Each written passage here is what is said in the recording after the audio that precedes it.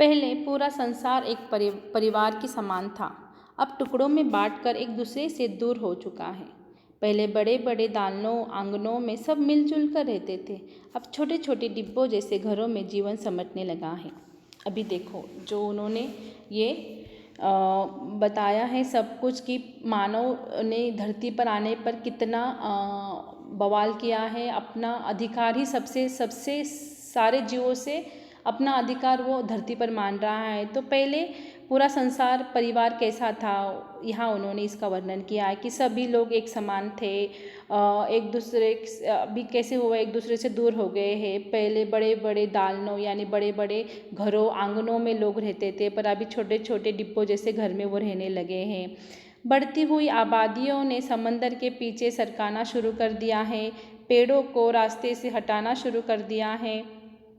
फैलते हुए प्रदूषण ने पंछियों को बस्तियों से भागना शुरू कर दिया है। बारूदों को विनाश लीलाओं ने वातावरण को सताना शुरू कर दिया है। अब गर्मी में ज़्यादा गर्मी, बेवक्त की बरसातें, जलजले, सैलाबों, तूफान और नित नए रोग मानव और प्रकृति के इसी असंतुलन के प्रमाण है।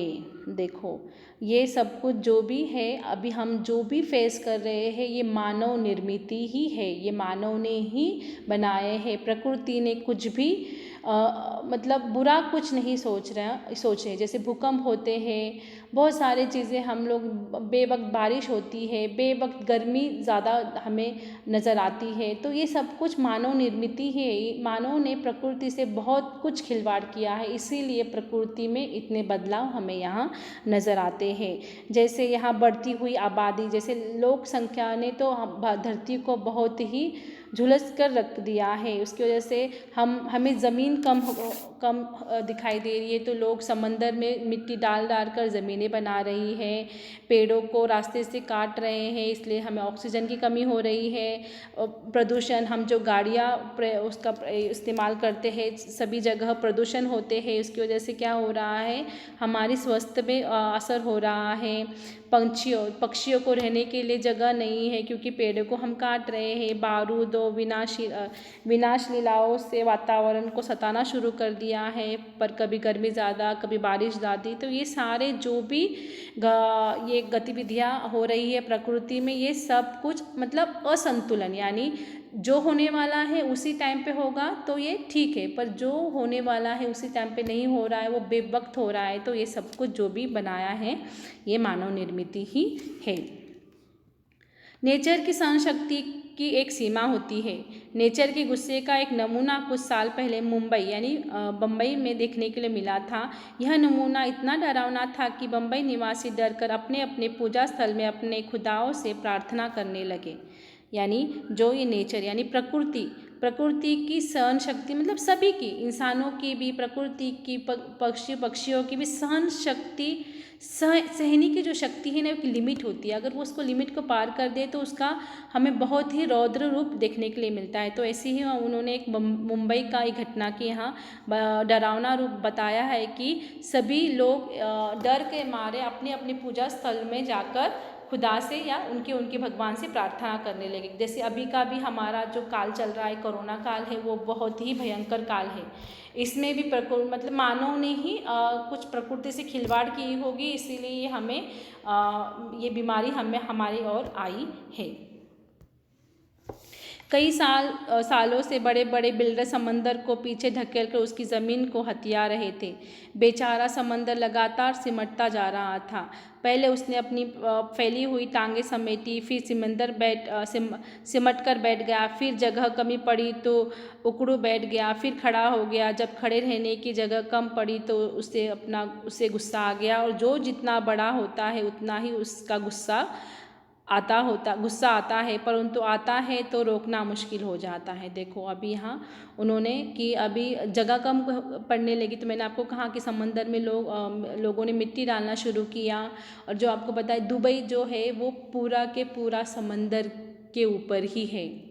दुबई में पूरा समंदर ही था। वहाँ के लोगों ने पूरा समंदर में मिट्टी डाल डाल कर एक ज़मीन बनाई और वहाँ पर ही वो लोग रह रहे हैं। तो फिर ऐसे ही समंदर में मिट्टी डाल कर समंदर, उसने पहली बार ही ऐसा नहीं किया है। पहले फिर वो उसने थोड़ा सा मिट्टी डालने के बाद फिर उस बेचारा समंदर सिमटा गया, मतलब छोटा हो गया। फिर उसने थोड़ी सी अपनी टांगें सिमट ली, फिर अपने पूरा शरीर सिमटा, फिर वो उकड़ू बैठ गया। मतलब ऐसी पोजीशन दिखाई जैसे अगर आपको भी एक आप सोए हुए हो तो आपकी वहाँ सोने की जितनी आपको जगह लगती है उसके उस जगह में अगर किसी ने कोई सामान रखा तो आप अपने पैरों को मोड़ते हैं, और सामान रखा तो अपने बॉडी को यानी शरीर को मोड़ते हैं, फिर उठ कर बैठते हो, फिर आप टांगों पे आ जाते हो। फिर इस तरह से ऐसे हो कि समंदर का भी इतना मतलब वो उसको उठने के लिए, उसको बहने के लिए जगह ही नहीं हुई। और फिर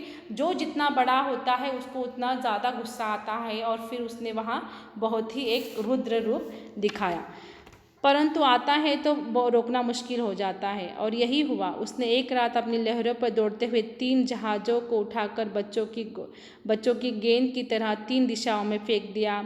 एक वर्ली के समंदर के किनारे आ गिरा तो दूसरा बांद्रा के कार्टर रोड के सामने औंधे मुँह पर, तीसरा गेटवे ऑफ इंडिया पर फूट कर सैलानियों का नज़ारा बन बावजूद कोशिश वे फिर से चलने फिरने के काबिल नहीं हो सके।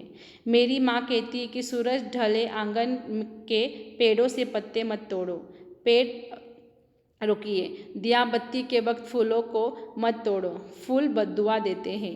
दरिया पर जाओ तो उसे सलाम किया करो, वह खुश होता है।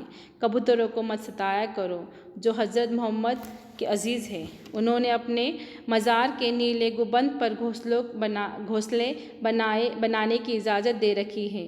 मुर्गों को परेशान नहीं किया करो, वह मुल्ला जी के पहले मोहल्ले में अजान देकर सबको सवेरे जगाता है। देखो, तो इस तरह से यहाँ उन्होंने एक समंदर ने एक रौद्र रूप दिखाया कि उसने एक रात ऐसे किया कि 3 जहाज़ों को तीनों दिशा में उसने फेंक दिया। एक कहाँ आकर गिरा, देखो, एक वर्ली में, एक बांद्रा में, तीसरा गेट ऑफ इंडिया में आकर गिरा, और फिर वहाँ वो खुद के भी चलने फिरने लायक नहीं रहे। तो वो कहते थे कि मेरी माँ, यानी उनकी माँ भी कहती थी कि जब हमारे भी ये अंधविश्वास है कि पहले के ज़माने के लोग कहते थे कि जब सूरज ढले तो आंगन के पेड़ों से पत्ते नहीं तोड़ना है। अभी भी हम बोलते हैं कि रात में हम पेड़ों के पास नहीं जाना चाहिए, पेड़ों के पत्ते नहीं तोड़ना चाहिए। दिया बत्ती के वक्त फूलों को मत तोड़ना, यानी जब हमारी रात होती है, दिया जलाने का वक्त होता है तो वो फूल नहीं तोड़ना चाहिए, क्योंकि फूल बद्दुआ देती हैं। दरिया यानी समंदर किनारे जाओ तो उसको सलाम करो, वो खुश होता है। कबूतरों को मत सताया करो, क्योंकि वो हज़रत मोहम्मद जो मुस्लिम लोगों के जो पैगंबर है, और ये सबसे अंत के पैगंबर है, इसीलिए सभी मुस्लिम लोग हज़रत मोहम्मद को मानते हैं। और फिर वो हज़रत मोहम्मद ने कबूतर उनको बहुत अजीज़ थे या बहुत प्यारे थे, तो उन्होंने उनको सताने के लिए नहीं कहा है। उन्होंने अपने मज़ार पर यानी दरगाह के गुंबद पर उनको घर बांधने की उन्होंने इजाज़त दी है। और फिर वो कहते हैं कि मुर्गे को मत परेशान करो, क्योंकि मुर्गा जो है सुबह जल्दी उठता है और अज़ान देता है। अज़ान यानी मुस्लिम धर्म का एक ऐसी आवाज़ होती है जो सभी के मस्जिदों में, जहाँ पर मस्जिद है वहाँ ये आवाज़ होती है, और ये 5 वक्त के नमाज के लिए आवाज़ होती है। तो सुबह ये अज़ान के पहले मुर्गा अज़ान बांग देता है, तो इसीलिए उन्होंने कहा है कि मुर्गे को भी सताना नहीं चाहिए।